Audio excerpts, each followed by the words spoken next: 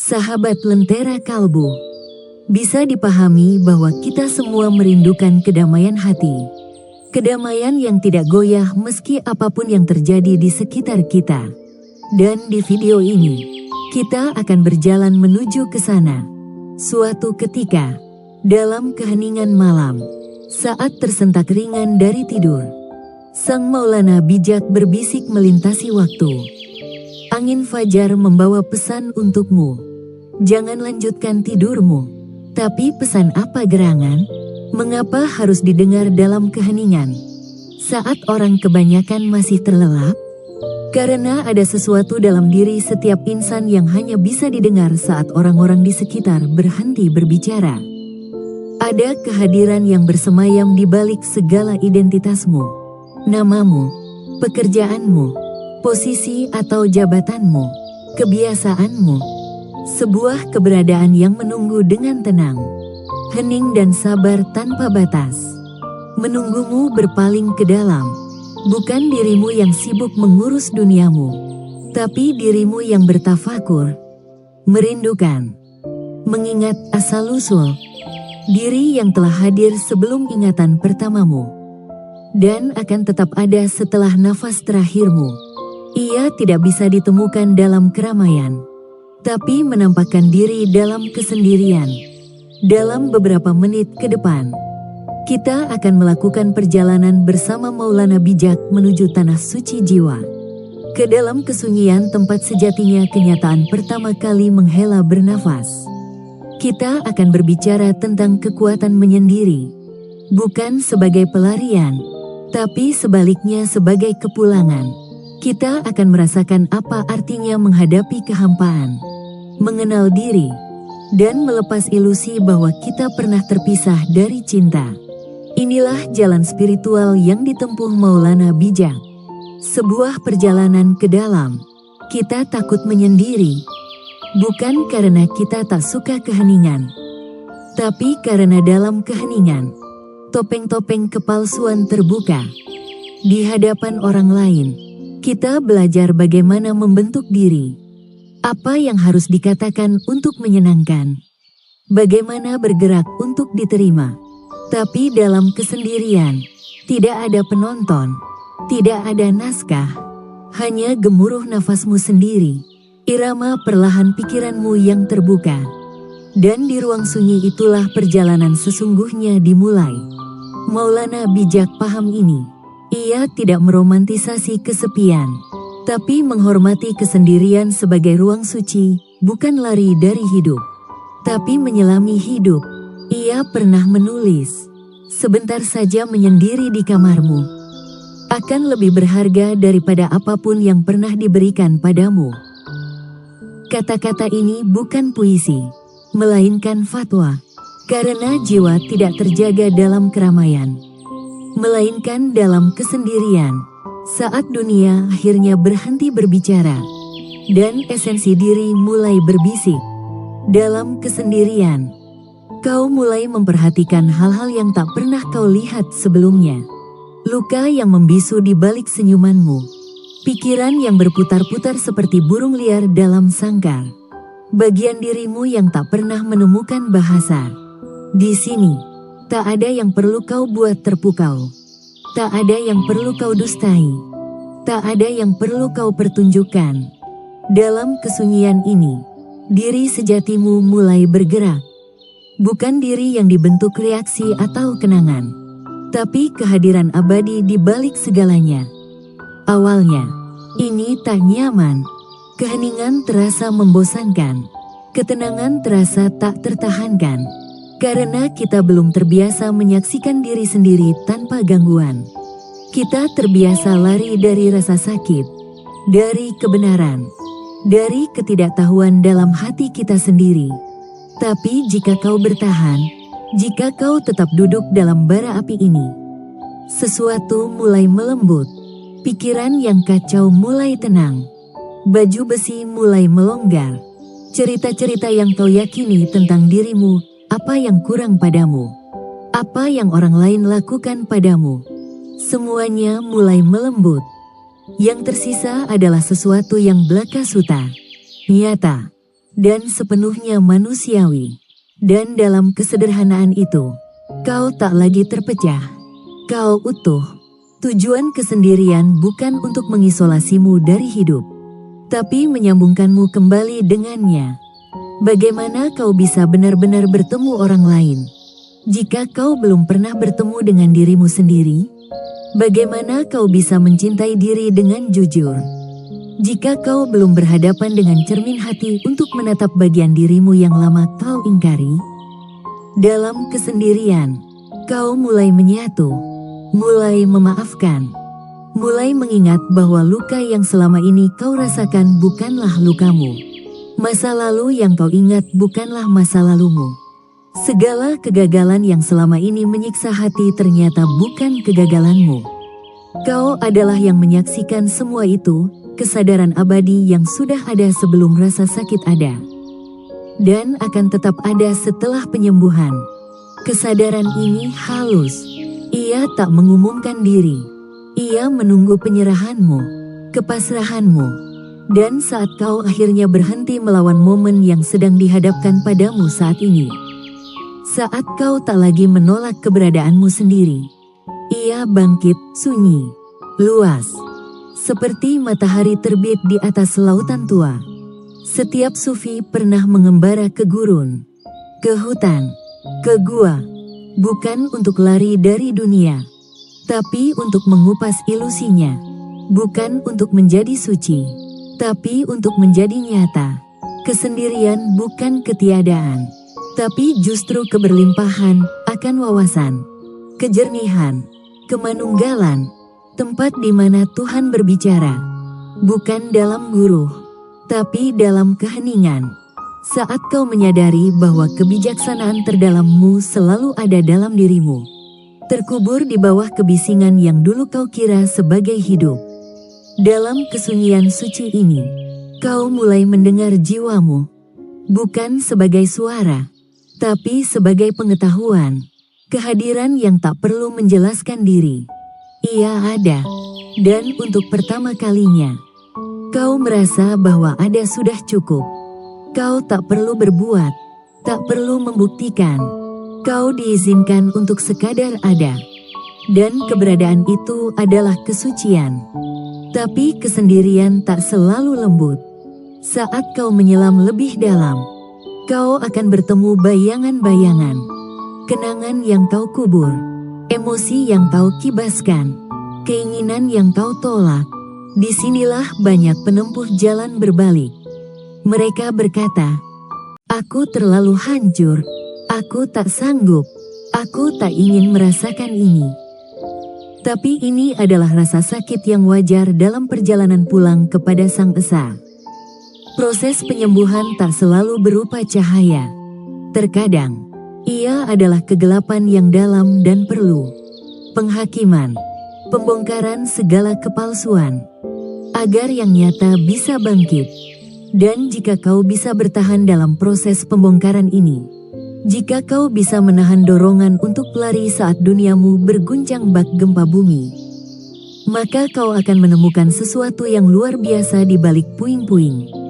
Kesunyian yang tak kosong, tapi tak terbatas, ruang yang tak hampa, tapi suci, kehadiran yang luas, klasik, dan hidup. Inilah ambang kehampaan. Bukan sesuatu yang kau temukan, tapi kau jatuh ke dalamnya.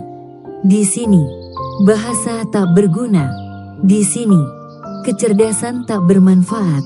Karena ini bukan lagi ranah diri yang kau kira adalah dirimu.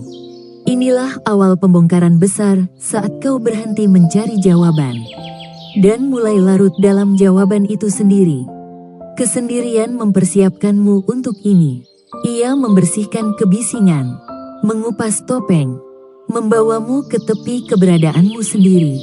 Dan di tepi itu, tak ada lagi yang bisa kau pegang. Tak ada keyakinan, tak ada nama, tak ada identitas. Hanya misteri tak terkatakan yang kita sebut kehampaan, suwung. Maka, saat kita melangkah dalam perjalanan ini, kita harus bertanya, bisakah kita berdiri diam di hadapan jurang itu?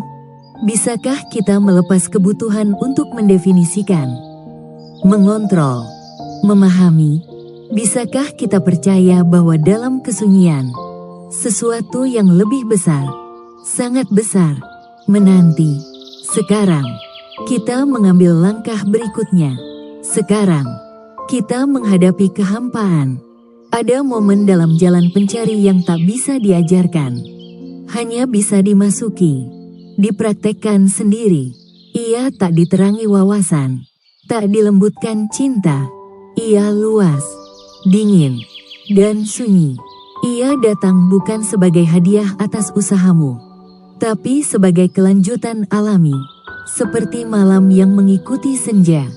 Inilah kehampaan, bukan metafora, bukan krisis, tapi pertemuan hidup dengan kesunyian belaka yang terbaring di bawah segala sesuatu. Setiap identitas yang kau kira adalah dirimu mulai longgar. Pikiran panik, ego melawan. Ia ingin memberi label, ingin berpegangan, ingin lari, tapi tak ada tempat untuk lari dalam kehampaan. Yang ada hanyalah undangan untuk bertahan, menyerah, larut. Maulana bijak tidak takut pada kehampaan. Ia hidup di dalamnya, menari di dalamnya. Ia berbisik, "Mengapa kau begitu takut pada kesunyian? Kesunyian adalah akar segalanya. Jika kau masuk ke dalam kehampaan, 100 suara akan menggelegarkan pesan yang ingin kau dengar."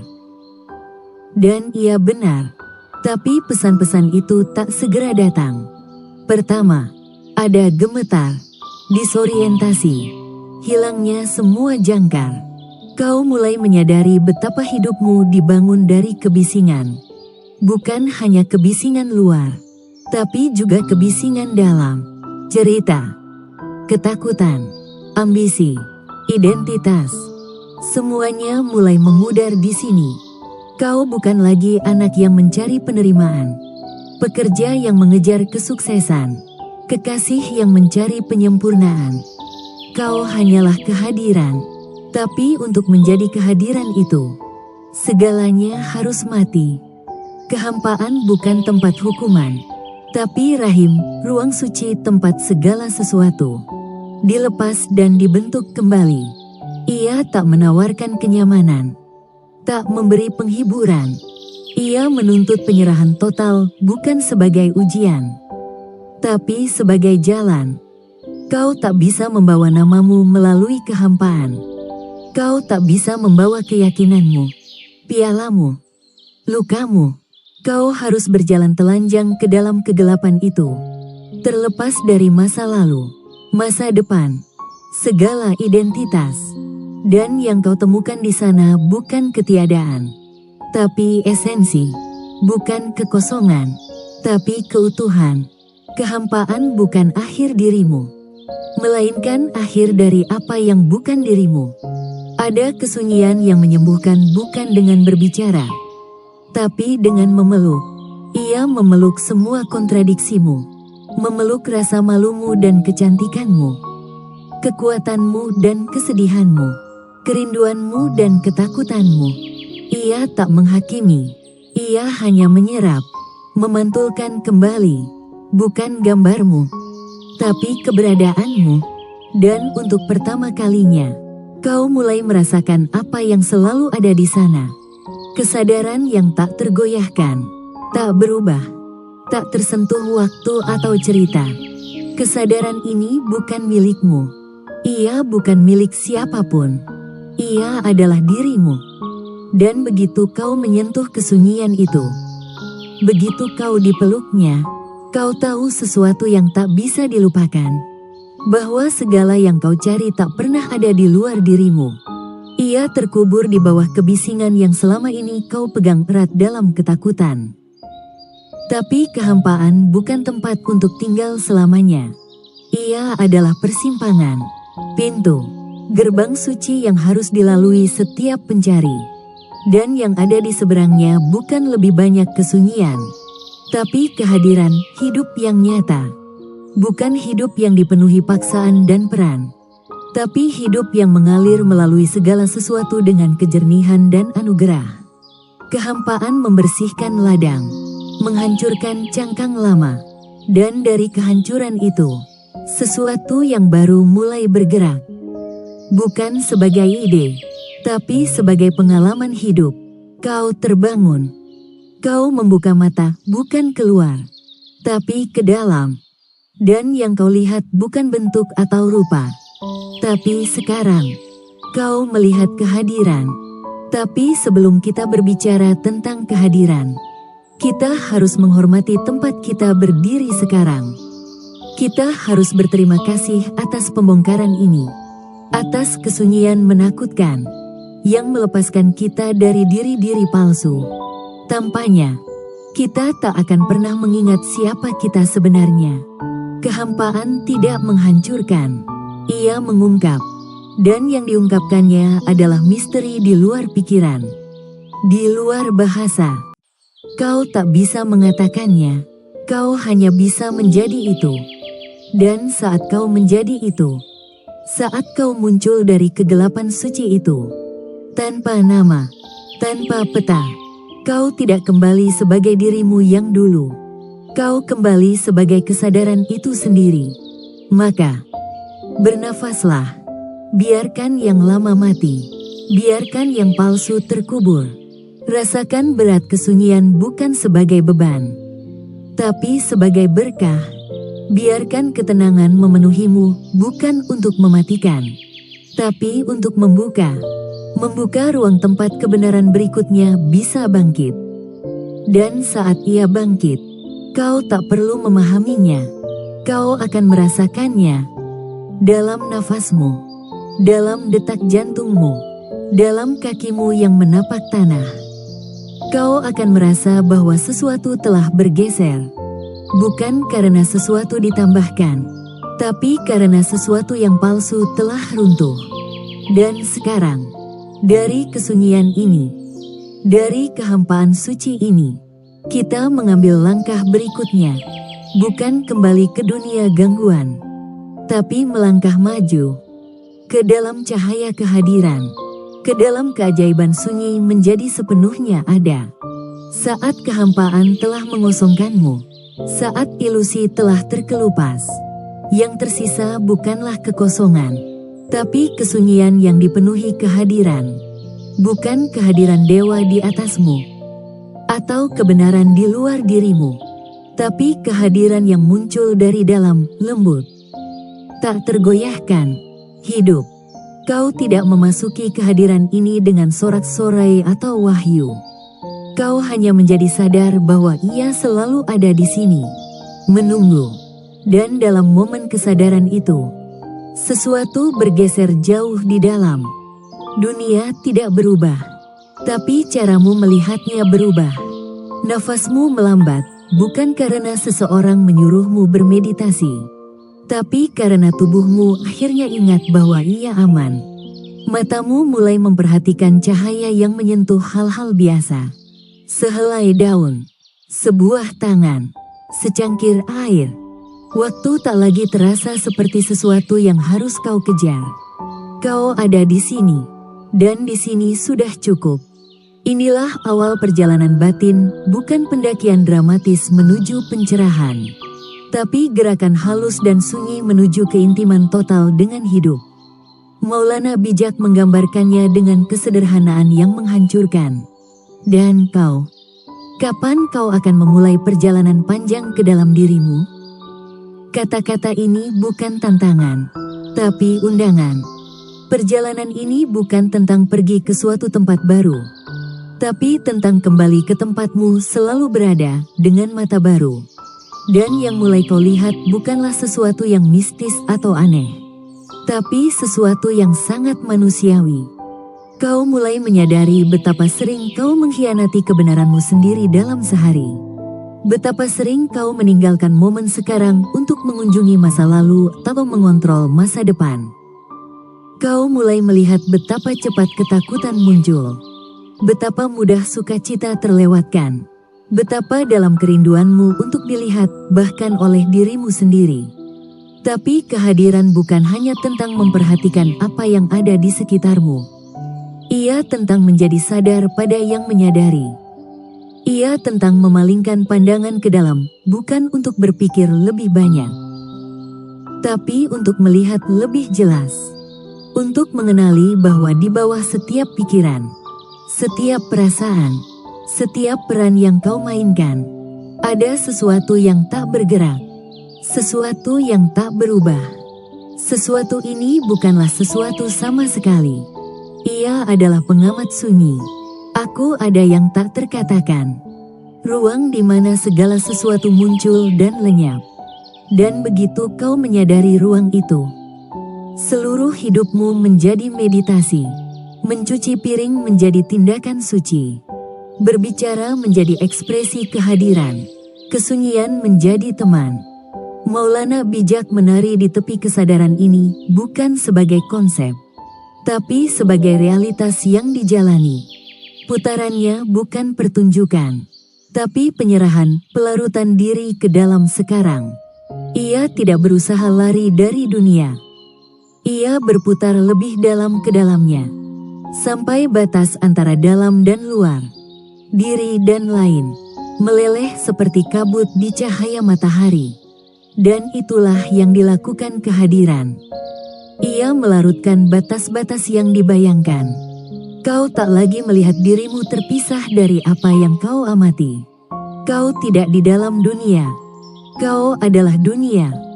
Pohon tidak di sana, dan kau di sini.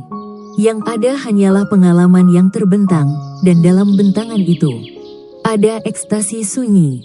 Kehadiran ini tak meminta ritual, tak butuh dogma.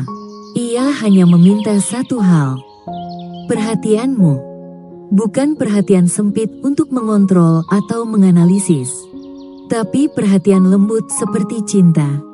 Seperti perhatian yang kau berikan pada anak yang belajar berjalan. Lembut, sabar, tanpa tuntutan.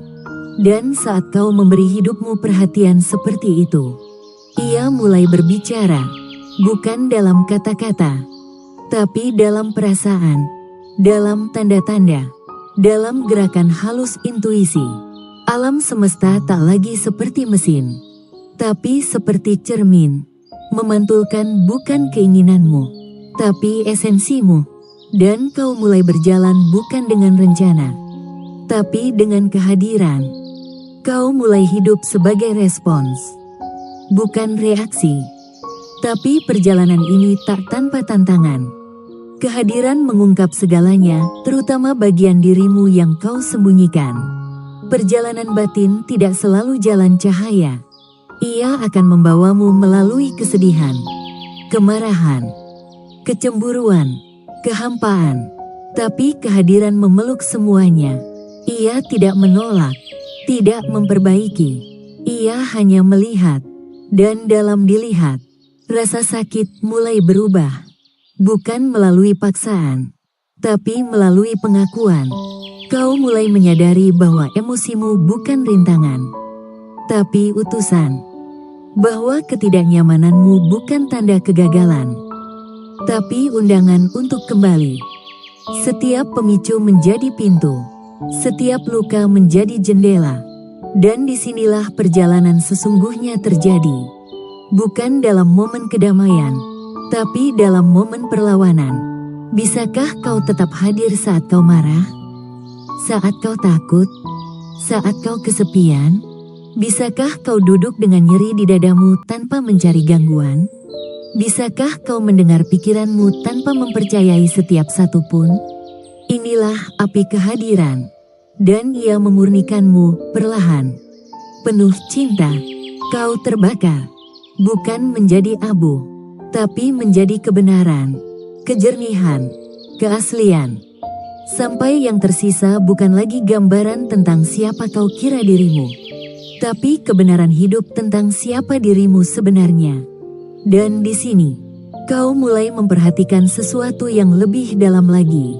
Saat kau duduk dalam kehadiran, saat kau terbuka pada apa yang ada kehangatan, dengungan halus di bawah kesunyian. arus yang mengalir melalui segala sesuatu. Ini bukan ide, bukan filosofi. Ini rasa yang dirasakan.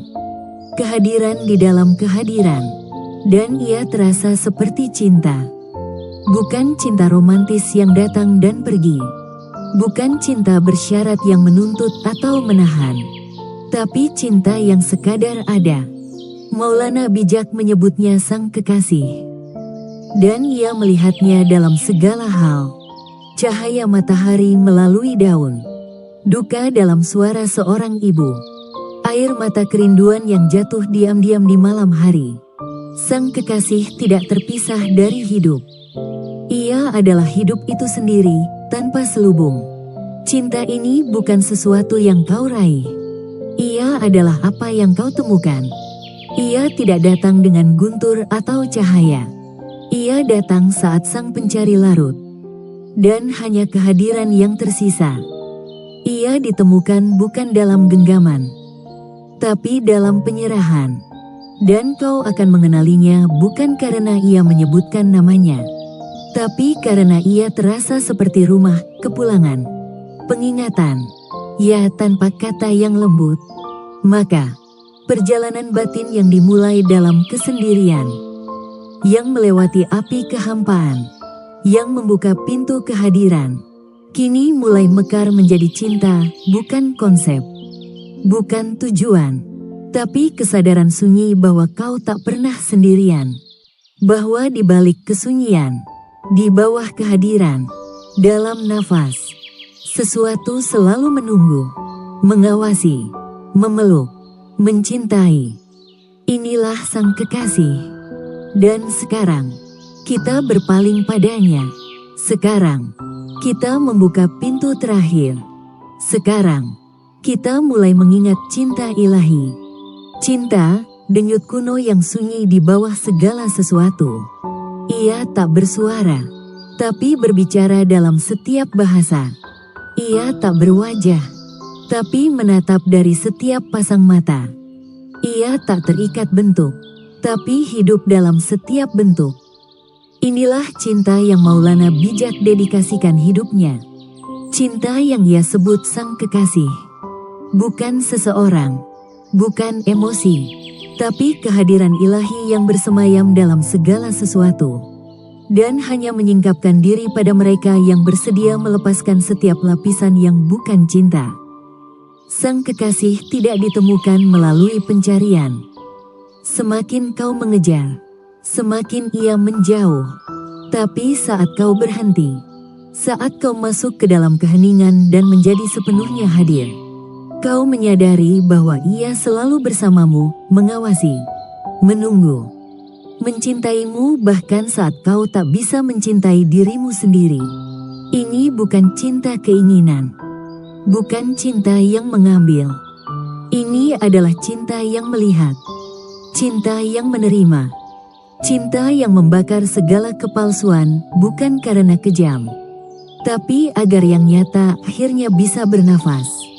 Dan itulah mengapa jalan menuju cinta ilahi tidak selalu lembut. Terkadang, ia adalah api. Terkadang, ia adalah kehilangan.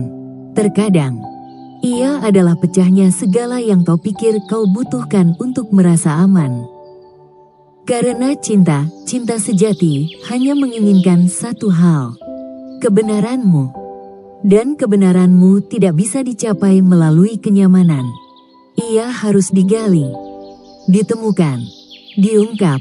Maka, sang kekasih mulai bergerak dalam hidupmu. Tidak selalu dengan belayan, tapi dengan pahat. Tidak selalu dengan pemenuhan, tapi dengan kerinduan. Karena kerinduan adalah cara cinta membangunkan kita. Kerinduan adalah sakit suci yang mengingatkan bahwa kita lebih dari daging, lebih dari peran, lebih dari pikiran. Kerinduan adalah bahasa jiwa yang memanggil dirinya pulang. Maulana bijak memahami ini. Syair-syairnya adalah surat cinta pada yang tak terlihat. Teriakan ekstasi, luka yang menjadi lagu. Saat ku dengar cerita cinta pertamaku, tulisnya, Aku mulai mencarimu, tak tahu bahwa itu buta. Kekasih tak akhirnya bertemu di suatu tempat. Mereka selalu ada dalam satu sama lain. Inilah paradoks. Kita pikir kita mencari Tuhan, kedamaian, cinta. Tapi yang benar-benar kita cari adalah tempat dalam diri kita sendiri, di mana sang kekasih sudah bersemayam. Bukan di atas, bukan di luar, tapi di dalam. Dan untuk menyentuh tempat itu, kita harus berhenti lari. Kita harus berhenti menggapai.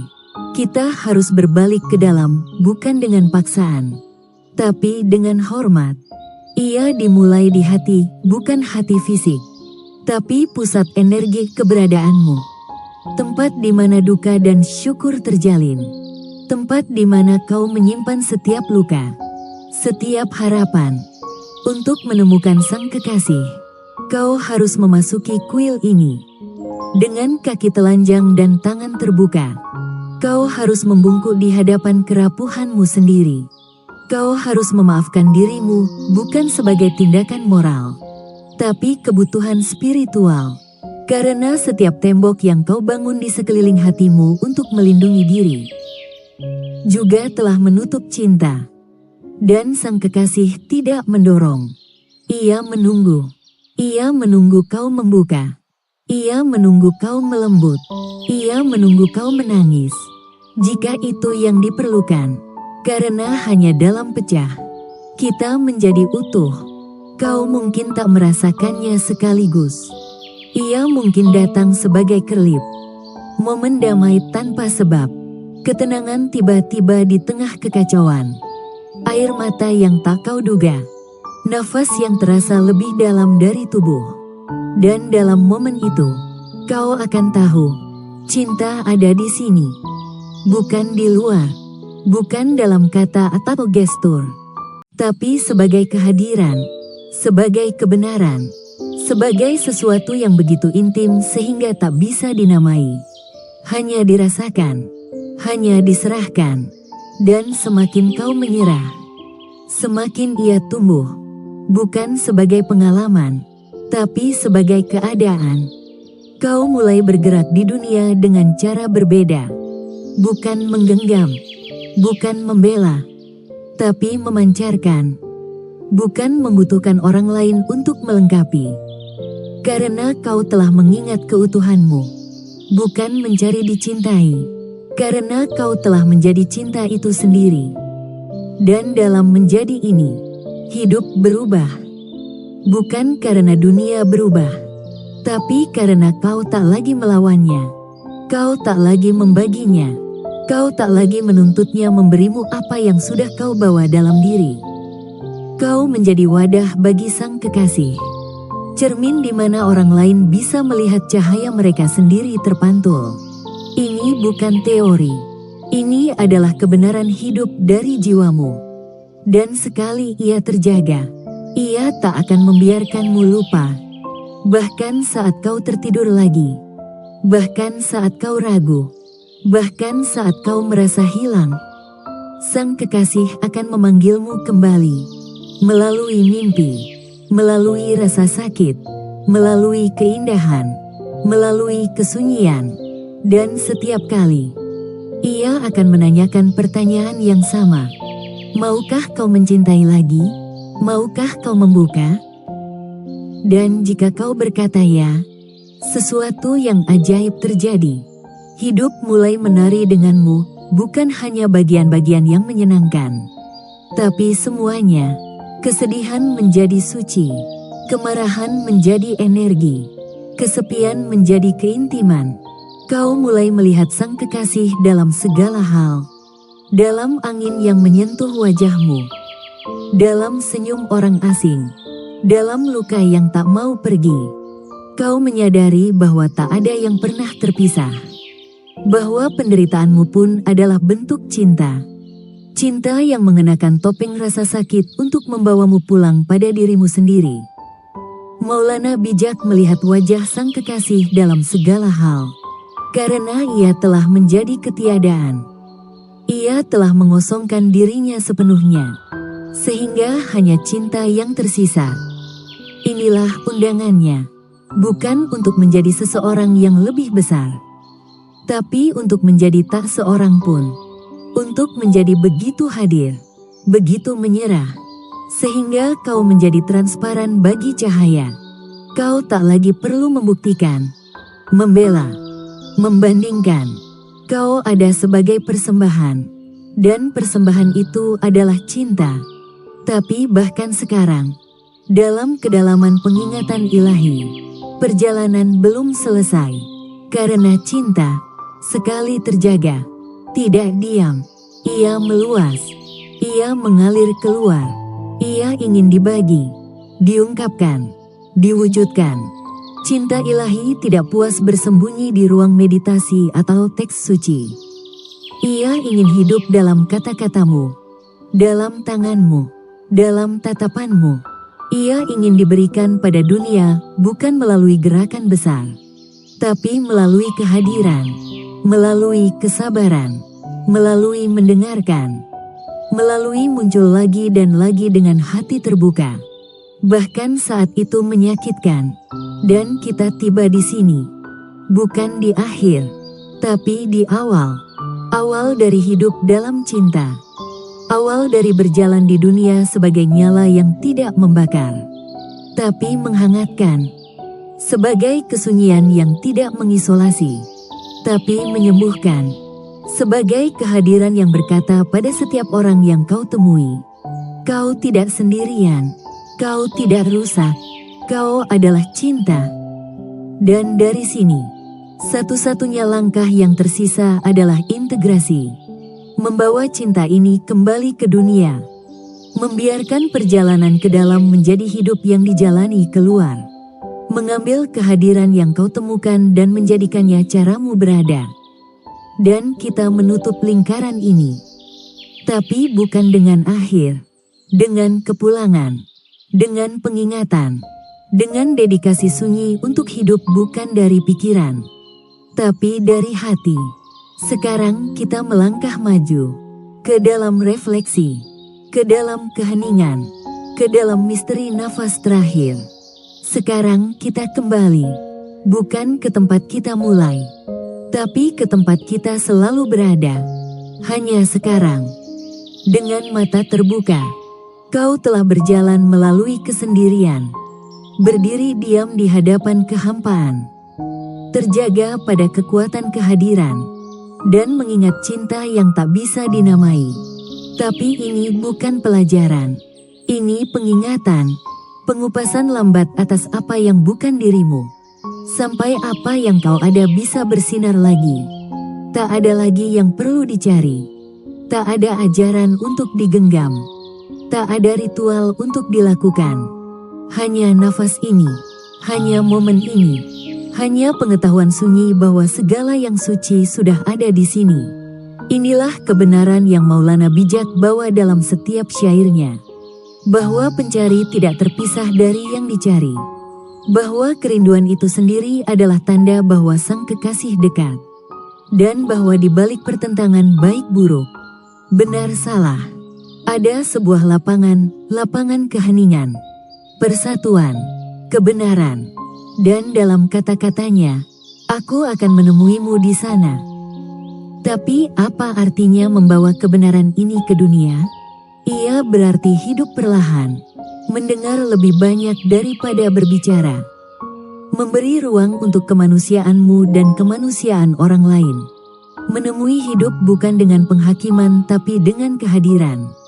Melihat yang ilahi bukan hanya di tempat-tempat suci, tapi dalam piring-piring kotor, dalam pintu-pintu, dalam kekecewaan, dalam kegembiraan.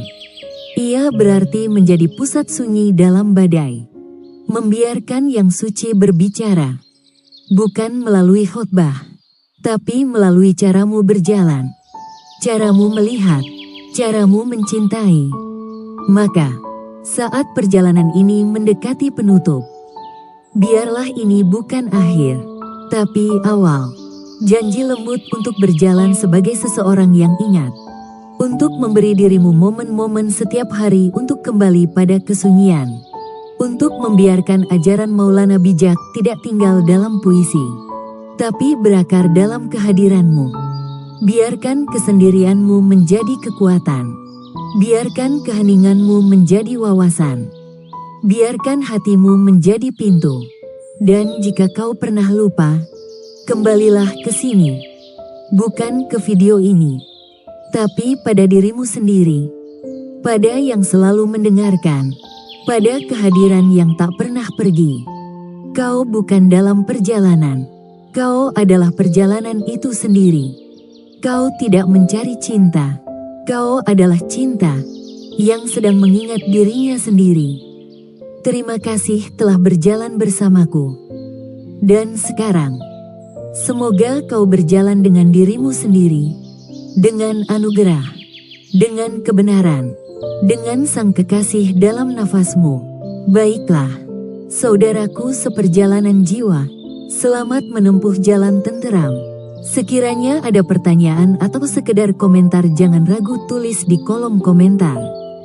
Dan jika video ini Anda rasa bermanfaat, jangan lupa klik like, subscribe, juga bagikan kepada penempuh jalan sunyi lainnya. Mungkin saja jadi jalan pencerahan bagi saudara kita yang lain. Oke? Salam.